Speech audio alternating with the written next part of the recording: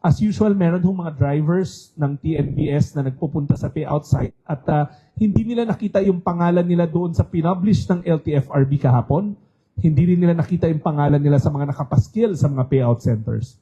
Lilinawin lang ho namin na ang panawagan namin sa mga TNVS drivers, pag wala ho yung mga pangalan nyo, una, wag ho kayong mangamba. Hindi naman ho to ang una at huling araw ng payout. Katulad na nangyari sa tricycle drivers last week, pwede tayo mag-schedule ng special payout day.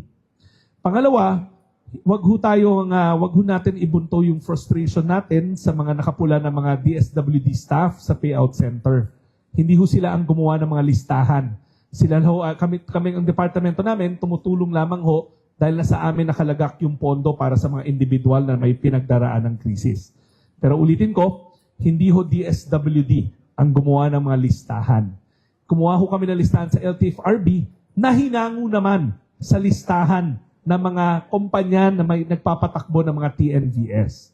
Ngayon, ang request namin, bukod sa wag nyo kagalitan ng aming mga empleyado sa payout centers, wag na rin ho tayo magtungo sa payout center kung hindi nyo nakikita yung pangalan nyo sa published list. Ang gagawin po nyo, magpunta kayo sa inyong mga TNC o yung kumpanya na may hawak sa inyo.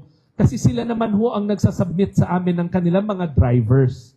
Siguro sa punto na to, ibibigay ko ho yung mikropono kay Chair Vigor kasi mas maipapaliwanag niya kung bakit hindi tugma yung numerong ibinigay sa amin ng mga TNC o yung mga kumpanyang may hawak sa kanila versus yung numbers ng drivers on the ground.